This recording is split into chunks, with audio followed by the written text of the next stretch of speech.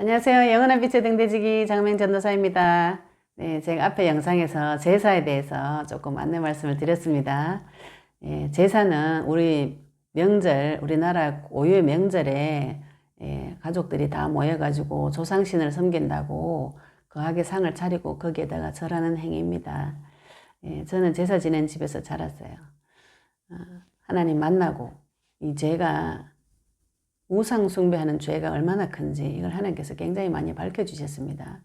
성경의 역대상하, 열왕기상하 보시면 하나님께서 왕을 판단하실 때 무슨 기준으로 판단하시냐면은 이 왕은 다윗의 길로 갔더라, 이 왕은 여로보암의 길로 갔더라, 이렇게 결론을 딱 내주시거든요. 여로보암의 길로 갔다는 것은 여로보암이 북이스라엘의 시조입니다. 솔로몬 이후에 왕이 남과 북으로, 솔로몬 왕 이후로 이스라엘이 남과 북으로 갈라졌어요.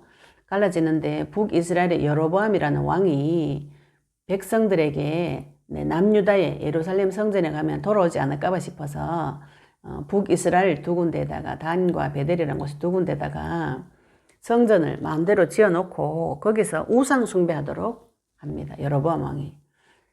그래서 하나님께서 왕을 볼 때 이 왕이 우상 숭배하는 길로 간 왕과 우상 숭배하지 않고 하나님과 마음이 합해진 다윗의 길로 간 왕, 요 두 종류로 하나님께서 보시는 것이죠. 그래서 하나님께서 우상 숭배를 제일 싫어하신다. 그런데 우리가 왜 제사 이 문제를 믿는 성도가 거절을 못하는가? 이게 문제인 것이죠. 제가 우리 시어머니 돌아가시고 우리 시아버지가 저보고 제사 지내달라고 그래서 예했습니다. 했는데 그날 밤에 고린도서 10장 20절 말씀 주셨다 했잖아요. 그 말씀 볼 때 가슴이 서늘하더라고요. 그래서 우리 남편한테 또 우리 시메시 하고 있는 데서 이런 말씀 받았는데 나는 제사를 못 지낼 것 같다. 이렇게 이야기를 하니까 워낙 점잖은 분들에 대해서 앞에서 이제 크게 말씀은 못 하시더라고요. 그래도 이제 첫 제사는 드려줘야 되겠다 싶어서 제사상을 차렸어요. 제사상을 우리 어머니가 한여름에 돌아가셨기 때문에 시어머니가 제사상을 제가 또 손이 큽니다. 음식을 가득 차리고 문어도 많은 거 큰 거 잡아가지고 게하고 이렇게 제사상을 거하게 차렸어요. 믿을 때 이야기입니다. 차리는데 제가 참 이상한 저를 발견했어요. 너무 기쁜 거 있죠. 제사상을 차리는데 굉장히 기쁜 거 있죠. 왜 그런가요? 우상 숭배의 심각성도 알고 또 하나님께서 말씀도 주시고 했는데 제사상을 차리고 제사 음식 하는데 너무너무 기뻐요. 그리고 굉장히 익숙해요. 왜냐하면 제가 어릴 때 제사를 지내는 걸 많이 보고 또 그런 환경에서 자랐기 때문에 굉장히 익숙한 환경에다가 어릴 때 하던 거를 하니까 또 더 잘하게 되겠죠. 그죠? 근데 마음이 이상하게 기쁜 거 왜 그런가요? 제가 그게 너무 이상해서 하나님한테 계속 물어봐서 하나님 분명히 죄 짓는 행위고 하나님 싫어하는 행위인데 제가 너무 기쁘네요. 왜 그런가요? 이렇게 물어봤을 때 하나님께서 제 마음을 조명해 주시는데 제가 사랑하는 남편과 시어른한테 우리 시아버지한테 시댁 식구들한테 인정받는 거죠. 그죠? 나의 노력과 수고가 들어갔잖아요. 그래서 이제는 내가 드디어 시아버지하고 남편한테 인정받고 사랑받겠구나. 그래가지고 너무 기뻐가지고 그 상을 막 거하게 차려가지고 하더라고요. 예. 영적인 사실을 모르면 그렇게 하게 되는 것이죠. 그죠? 그래서 그때는 제가 또 믿음도 약하고 하니까 시아버지한테 이런 거 제사 지내면 안 됩니다. 이런 말도 못할 때였어요. 지금도 많은 여자분들이 그런 자리에 들어가 있습니다. 집에서 말을 못하는 것이죠. 그죠? 어떻게 하면 되는가 그러면은 내가 말을 할 처지도 아니고 말할 힘도 없고 그럴 때는 어떻게 하면 되는가요? 이것이 영적 싸움의 비밀입니다. 하나님께서 나에게 성령을 오신 것은 이 세상 사람들은 알지 못해요. 눈에 보지 못하고. 하나님께서 하나님 자녀의 권세를 이미 주셨다고 요한복음 1장 12절에 말씀으로 주셨어요. 영접하는 자, 곧 그 이름을 믿는 자들에게는 하나님 자녀가 되는 권세를 주셨으니 이렇게 되어 있습니다. 그러면서 하나님께서 예수님께서 먼저 강한 자를 결박하라고 말씀하셨어요. 네. 내 땅에서 먼저 전쟁을 치시고 우리 가문에 대대로 제사 지는 이 문제 어떻게 해결할 것인가? 먼저 뭐 하셔야 되는가요? 네, 먼저 강한 자를 결박하셔야 되는 것이죠.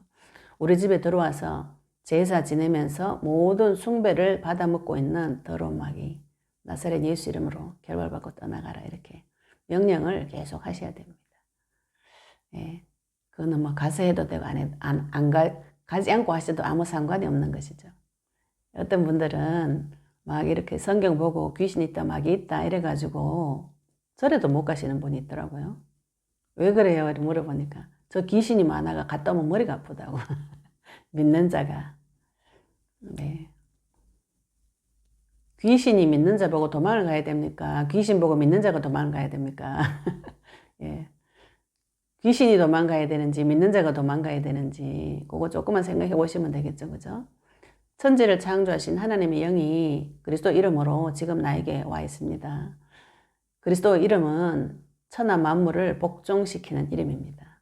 하늘에 있는 자, 땅에 있는 자, 땅 아래에 있는 자 모든 것을 복종시키는 무릎 꿇리는 그 이름을 하나님께서 나에게 주셨어요. 그래서 성도는 무엇을 해야 되는가요? 주 이름 부르는 자입니다. 성경에 보시면 예수님 믿는 자 이런 표현도 있지만 주 이름 부르는 자 이런 표현도 있습니다. 성경에 누구든지 주 이름 부르는 자는 구원을 얻으리라 이랬잖아요. 주 이름을 언제 부르시나요? 네. 이 사단과 영적 싸움 할 때는 주 이름을 먼저 부르셔야 됩니다. 먼저 부르시고 거기서 우리 가문에 경배 받아 먹으려고 오는 마귀 걔가 나가야 되는 것이죠. 그죠? 내가 나가야 됩니까? 걔가 나가야 됩니까? 예. 언약 가진 자가 빛을 가진 자가 그 현장에 들어가셔가지고 계속 주 이름을 불러보시기 바랍니다. 제가 사역하고 있는 이제 유튜브를 통해서 우리 만난 분 중에 구독자님 분 한 분이 사역을 하셨어요. 그 교회 청년에게 사역을 했는데 그 청년이 어릴 때부터 귀신 보던 청년이었어요. 다행히 절에 가지 않고 교회에 왔는데 교회에 와서도 귀신이 보이는 그 상태가 나타났을 때 이제 우리 구독자님이 그분을 사역을 해주셨어요. 사역을 해주셨는데 그래서 나사렛 예수 이름을 대적하라 해서 대적했는데 그 귀신이 눈에 보이지 않도록 사라졌어요. 사라졌는데 한 달 반 정도 지나고 그 귀신이 다시 왔다 그래요. 다시 왔는데 중요한 거는 그 청년이 예수 그리스도가 생각나지 않았다. 귀신이 나중에는 올라타고 가슴을 꽉 누르고 실질적으로 육신적인 공격까지도 했습니다. 했는데 이 청년이 분명 그 앞에 예수 그리스도 이름으로 대적 기도돼 귀신도 사라졌고 또 교회를 오래 다녔어요. 예수 이름 기도하고 저희들이 해준 언약 기도도 했는데 그 다급한 상황에 귀신이 실제로 형태를 드러내서 사람처럼 나타나가지고 올라타가 가슴을 누르고 있는데 예수 그리스도 이름이 생각이 나지 않았다. 겨우 버둥대다가 이제 예수가 생각나가지고 예수 이름 3번 부르니까 이제 예수 3번 하니까 뒤에 그리스도가 생각나가지고 뭐 결박해라 막아라 나가라 이런 소리도 못하고 예수 그리스도 이걸 10번 외쳤는데 귀신이 나간 거예요. 나갔다 그러더라고요. 이거 우리 믿는 분들이 많이 생각해 보셔야 됩니다. 내가 실제로 그 청년은 귀신이 눈에 보였기 때문에 그 귀신이 나가고 이런 것들이 보였기 때문에 예수 이름 부를 때 나가는 것이 보였기 때문에 그 청년이 나중에 나는 모든 문제 끝났다. 왜 그 귀신이 다시 와도 주 이름 부를 때 귀신 나가는 걸 보았기 때문에 그 청년이 확신이 있는 것이죠. 근데 이거를 우리는 귀신 눈에 보이지 않는 분들은 이거를 좀 오해하기 쉬워요. 오해하기 쉬워가지고 주의 이름을 불러서 사단이 결박되어지는 이것보다 자꾸 말씀을 자꾸 읽고 기도를 많이 하고 찬양을 보혈 찬송을 하면은 귀신이 나간다 이렇게 생각하시는 분들이 많이 있습니다. 그렇게 해도 물론 좋겠지만 가장 중요한 것은 먼저 주 이름 부르는 것이죠. 초대교회 성도 사도행전에 보면은 주 이름 부르는 자 이런 표현이 많이 있어요. 그리고 고린도전서 1장 2절에 보시면 주의 이름을 부르는 모든 사람들 이런 표현이 있습니다.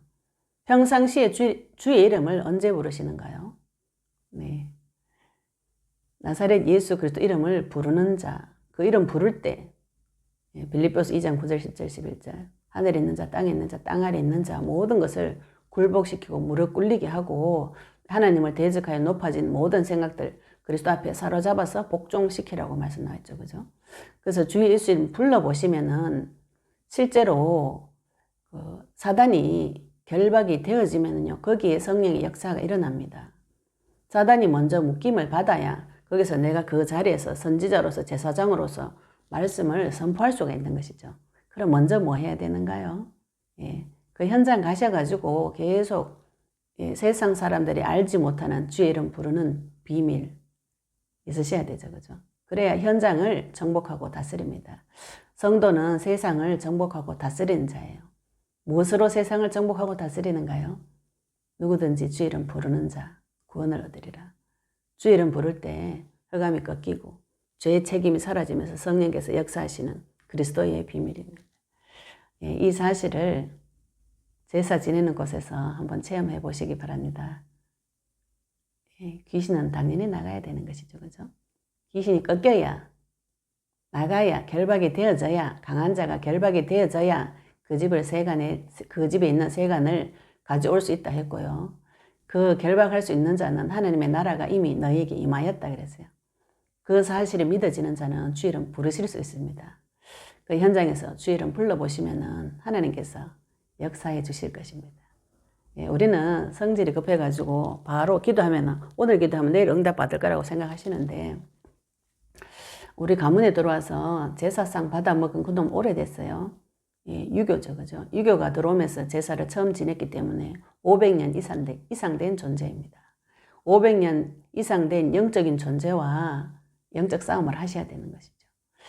싸워보시면 하나님께서 굉장히 많은 부분에 눈을 열어주시고 가문의 흑암이 꺾이고 또 내 자신이 가지고 있는 그리스도 이름의 권세와 능력이 어떤 것인지 체험하실 수 있을 겁니다. 누구든지 주 이름 부르는 자, 사단과 정면 대응해 보시기 바랍니다. 이번 명절에 제사와 승리하시기 바랍니다. 감사합니다.